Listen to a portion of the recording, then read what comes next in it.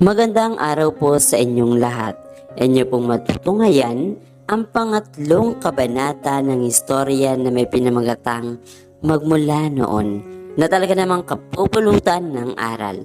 Pero bago ang lahat, kung bago ka pa lang sa aking channel, huwag niyo pong kalimutang isubscribe at i-click ang notification bell para updated pa po kayo sa susunod pang mga videos. Hey, sweetheart! Sabay yakap sa likuran ng dalaga habang nakatingin sa fireworks, and he whispered over her ear, "I'm sorry, I have to talk with some colleges. Anyway, congratulations. Every friend I meet a while were asking me if you're the one in charge in this event. They told me you've done such a great job again. I'm proud of you." He gives her a long kiss over her ear. Yes, Joseph, and here we're still together. They had this understanding that they will try to be with each other, but still she's allowed to see anyone she likes. No questions asked. Yes, Joseph is a martyr, and still she's trying to understand the thing. For now, she treats him as her other best friend. Because when Mosh is not around, this man is always ready to take over. She realized that the man is good for her, well, to mend her tantrums about men. At present, she's not seeing anyone simply because she wants to change for better. And her auntie is so happy about it. Ngayon nga, at almost a month na sila ni Joseph exclusively. Dating in the city naman ang relationship nila. They never argue over anything, which sometimes makes her think if it is good or not. Thanks, sweetie, she replied while looking at the fireworks. Hindi na muna niya in-entertain ang anumang gumugulo sa kanyang isip. Baka mahalata pa ng boyfriend niya. Wow! To her surprise, concern na siya ngayon sa iisipin nito. In the meantime, at the other end of the hall was a man looking at the couple who were happy whispering with each. He can't believe himself. Kanina lang ay kakarating lang niya from Bahamas at dapat may jet lag pa siya at natutulog pa. He chose to be here because her Ate Julia wants him to buy a car. A expensive car. Pakonsuelo pa nito sa sapilitang pagpapauwi sa kanya. Siyempre, he'll jump to the opportunity to drive home his own Ford. So, he went to the party with her Ate Julia, who in turn has to leave him because of a call from someone he don't care at all who or what was it. Buti na lang he was easily recognized by some of his batchmates from high school, kaya may mga kausap siya. Kanina before from nowhere, that lady came at hindi na siya paalis sa mga ito. Ewan ba, pero hindi na siya nagsalita pa habang nagpapacharming ito sa mga kausap niya. Basta, sumunod na lang siya dito, paano namang hindi? Kanina pa niya ito tinititigan. From the time she enters the hall and he started to mingle with guests, he felt this kind of feeling that he is fascinated with her. The way she smiled, her charm, and oh God, her legs that little awakes his manhood, plus the face she had he loved to stare. How he wished that the lady will come to where he is and entertain him a bit. Well, to his surprise, it is more than from the what he expect it to be, nang hinila pa siya ng dalaga. And oh, he kissed her will at first to stop her from so much talking. But God, that kiss last, and he felt something inside him. At ngayon ay unti-unti na niyang nakilala ang dalaga. Basing from what he heard sa mga guests, ay ito ang nag-organize ng big event na yun at ngayon lang niya napagtanto na napagkamalan siyang si Mosh nito. Did I look so girly? Yes, I and Mosh were so identical. Pero sa pananamit pa lamang you will know who is who. And now seeing the lady with that man who interrupt them a while, parang may mga kung anong inin siyang nararamdaman. Damn it, is he jealous? Tanong ng ego niya. No, I just met here a while. Infatuated lang ako because of the kiss. That's all up to his surprise, his other ego answers. Then he decided to leave. He can't stand the party. The craziness of his mind and the couple who is staring at all throughout the night. Kanina patapos ang party sa NVC tent and the whole AI team decided to have a party after at the near bar. Fuel up. Demi, have you seen Mosh? Tanong niya. Kanina pa niya talaga ito gusto makausap. Kaya lang palagi nakatabi sa kanya si Joseph, kaya naman na makakuha siya ng tiyempo nang mag-restroom ito at sinamahan niya naman.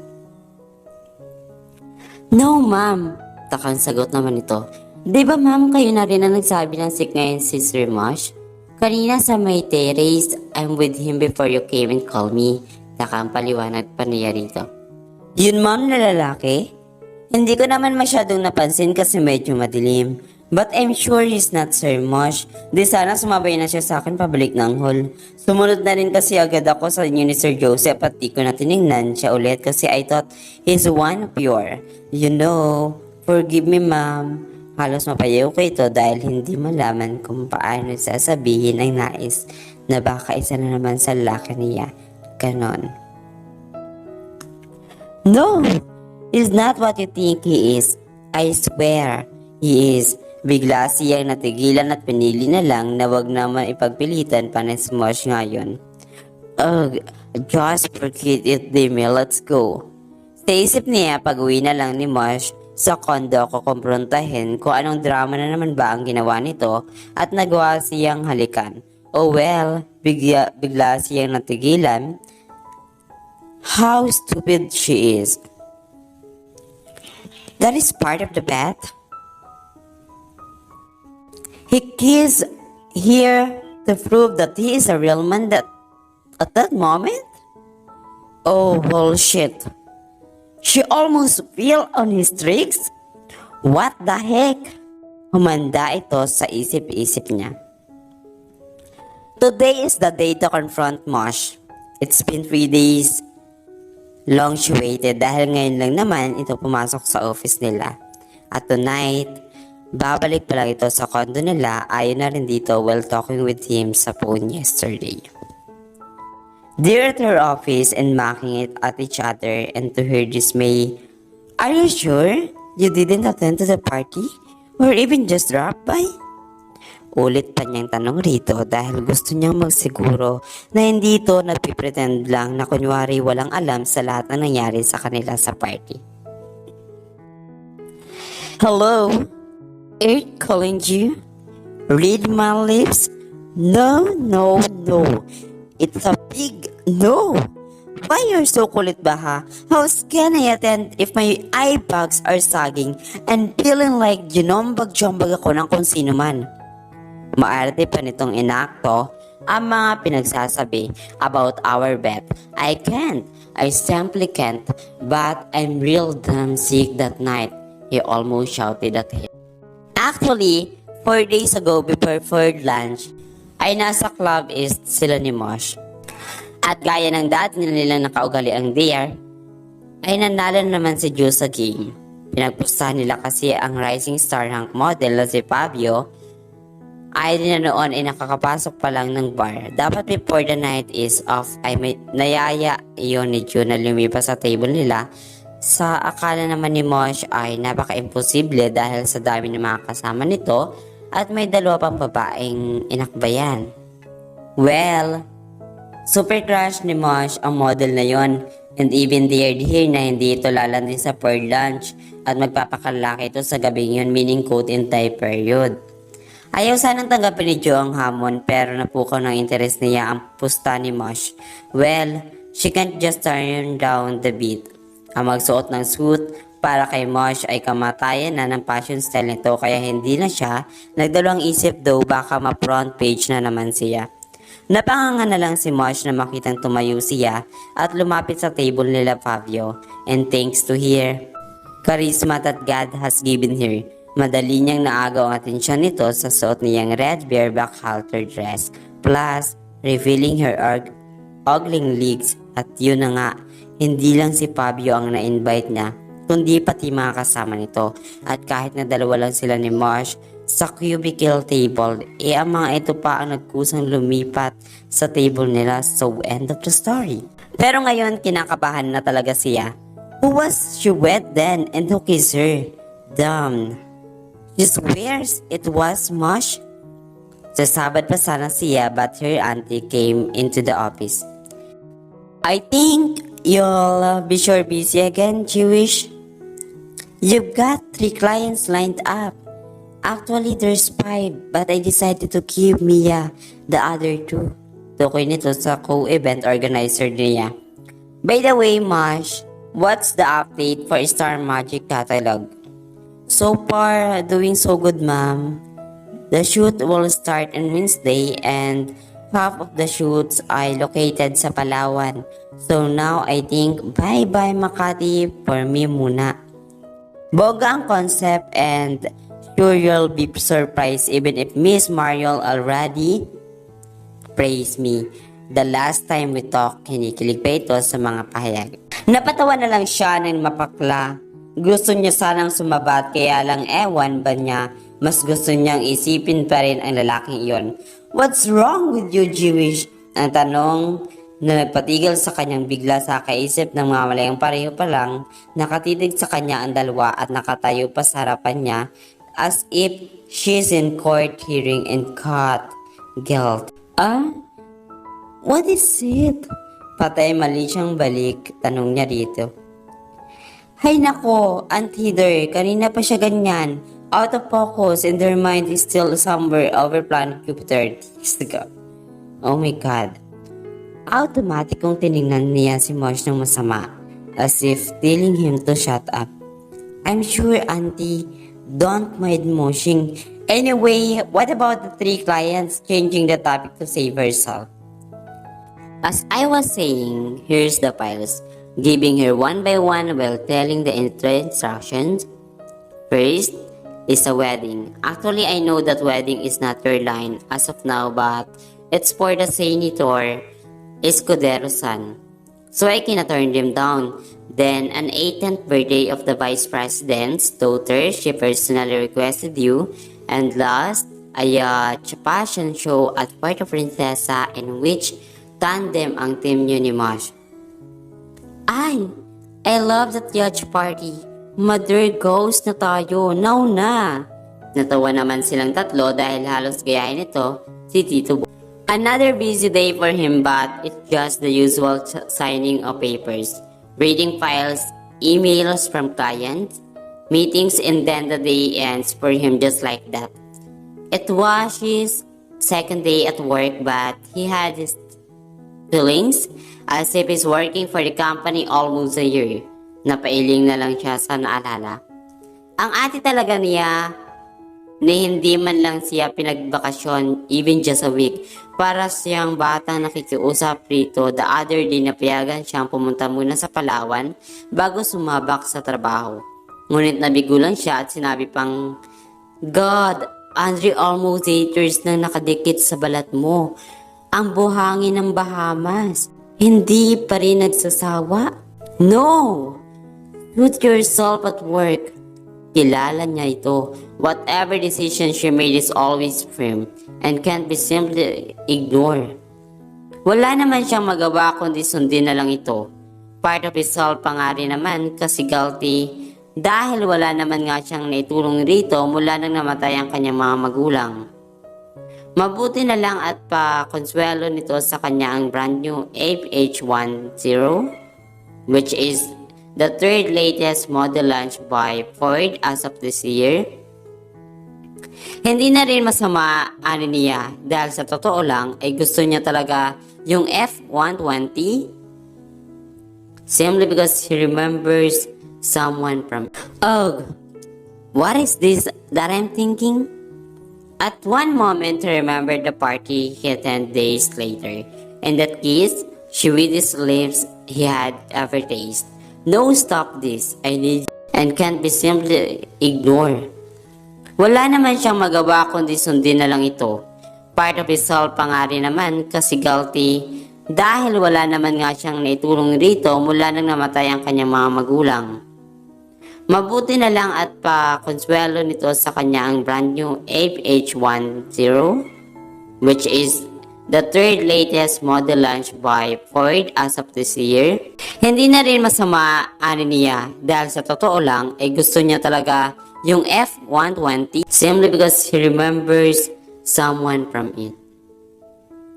Oh, what is this that I'm thinking? At one moment, he remembered the party he attended days later, and that kiss, sweetest lips he had ever tasted. No, stop this. I need you three to get focused at work. Saway niya sa sarili nang bigla na lang may boses na tumi. Yes! You need to get focused. Mariin na pagkakasabi nito sa kanya. Sobra na yata ang hallucination niya with that woman that he even not noticed that his sister enters the office and now in front of him, as if like ready to command her slave. Ate? First things first, a big is too much to us, but I'm giving it you, young man, to familiarize yourself with. I will leave to your hands this company in 2 months' time. I hope that's enough time collection of experience, criticism, well, you can expect from me a lot, and hopefully expertise so you can very well manage this company even I'm not around for the next 8 months while I'm in Australia. Is that all clear to you? Wala talagang preno ang bibig ng ate niya when it comes to giving instructions. As if may choice siya to say no in front of her commanding acts. Yes, ma'am. Panunod niya dito but to his dismay no reaction talaga. Anyway, you will join me at dinner tonight in Makati. I have a meeting with Mr. Lim and Mr. Singson, two of our biggest investors. It's time for you to get along with them. Isang tangula ang sagot niya rito. I must admit that our market is at stake because of deflation, but plus the fact that US is still under recovery from major recession, but definitely you rest assured that your investments. For a starter like you in this line of business, Mr. Sapiana, why do you think we should trust any of your word? Putol ni Mr. Singson sa mga sinasabi niya. Ang mga tanong nito ay nagpapantig sa kanyang tenga. He's been sitting in front of them as if bibitahin na siya anumang oras. Your trust will be under the guarantor here on my side. Referring to her Ate Julia. Besides, I believe that I am determined to prove in the coming days that I am worth to hold my position, and not just because I'm the brother of the owner. I have plans of actions lined up, plan to A to Z, on how to increase our sales from 10% last year to 23% until the end of this year. Mapaklang tumawa si Mr. Singson. Is a young man. We're not as if driving a sports car here. 13% increase in sales. Hindi ba't masyado ka naman yatang ambisyoso? Naalarma na ring natigilan si Julia at napatingin sa kapatid na hindi naman niya nakikitaan ng any sign of regret sa mga salitang binitawan nito. A while at halata naman itong he's still calm and good on posture until he speaks. Business matters is what we are talking here, sir. So I think being so ambitious is not too bad. Anyway, Mr. Singson, I think you should just heard me at the coming quarterly board meeting and reserve all your questions for the special day. Assurance of 10 to 13% increase in sales is what I promised backing it up. with my peaceful reports and a good team under my control. Well, I'll be waiting till then. Surprise us. I want to hear more from you. Julia, I think you have someone here that interests me. Ano yan ni Mr. Simpson? Baling nito sa kanyang ate na sa pagkawari naman nasisiyahan sa pagkakataong iyon. Young man, hearing your bruise, I know you can do more. Keep it up. Baling naman sa kanya ni Mr. Lim. Thank you, sir. He gave him a warm smile. Kasabay noon ang pagsungaw ng kakaibang fondness na kanyang biglang nadama habang natatanaw ng paningin niya ang familiar charming face na kakapasok pa lamang sa loob ng restaurant at nilalakad patungo sa loob ng isang private cubicle ng resto ay malaya na niyang napagmamasdan ngayon ang kanyang object of attraction since the very day of his arrival here in the Philippines. Andrei! Tumikim pa ito.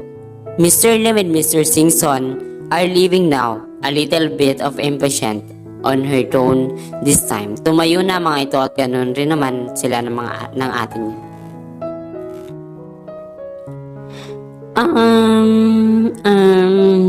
Yes. He clears his throat. Again, thank you for your time, sirs. While shaking hands with him. At nagpaalam na rin ang mga ito kasama ang mga guards nila.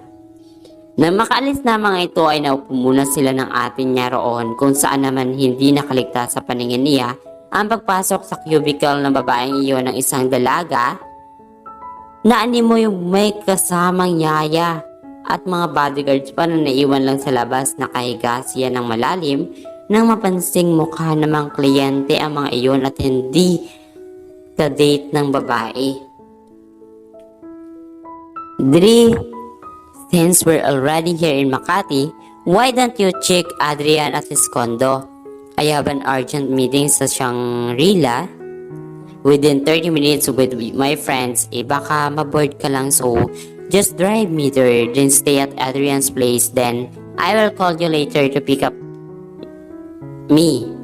Is that okay? Or unless you want to come me or have other plans out.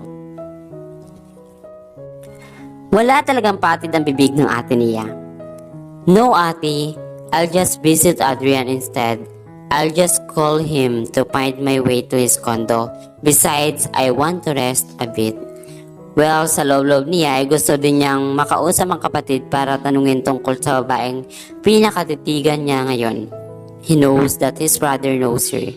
Hindi naman niya kaso ito masyadong matanong noon ang mga nagdaang araw kasi nahiya siyang magpakita ng interes ukol dito. Baka kung ano pang isipin ng kakambal niya, but now seeing her again, ngayon ay desidido na talaga siyang kulitin ang kapatid. It was a such tiring night for her. Masyadong maarte ang anak ng vice-presidente sa loob-loob niya. If it's not just part of her job and the bill is right, inon ka siya sumama sa dalagitang yon. Natalo pa ang pagpapakasal sa demand sa buhay. Just a devote but more or less 2,000 ang nasa guest list na invited. No wonder she's the youngest daughter of the former Vice President of the Philippines. So the only thing to do is suggest, follow a bit, and smile. Almost 1 a.m. at kakarating lang niya sa condo. Pinungo niya muna ang room ni Marsh to check. She knows na narito ang bading dahil nakita na niya sa car park ang car nito while parking her car. She first went to his room to check on him. Hindi na niya binuksan ang lights dahil baka magising pa ito. Naawa naman siya rito dahil kung ano-anong dramang sakit ang dinadaing nito na nagdaang mga araw. Lumipat siya at biglang lumapit at naupo sa may side ng bed nito at hinimas ang pisngi nito into her surprise. He moaned! Tama bang narinig niya? It was such a masculine moan that made her nerves affected. Nakala niyang na naginip ito kaya marahan niyang niyugyog ang balikat nito. Moshing, are you okay? Hey, wake up! Are you dreaming? While whispering over her ears na bigla na lang bumukas ang ilaw. What are you guys doing? Kahit nagtataka ito ay maarte pa rin. Sa lubong na kilay ang tumambad sa kanya ng kaibigan nang tumingin siya sa nabukas ng ilaw. Moshing! Takang tanong niya sabay tingin sa nasa harapan niyang nahalatang maalimpungatan kaya nagising at ngayon nga ay matamang nakatitig sa kanya na halata rin naman ang nagulat. Automatiko naman siyang napatayo at ito naman ay inayos ang sarili at umayos ng upo sa kama while his finger is combing his hair.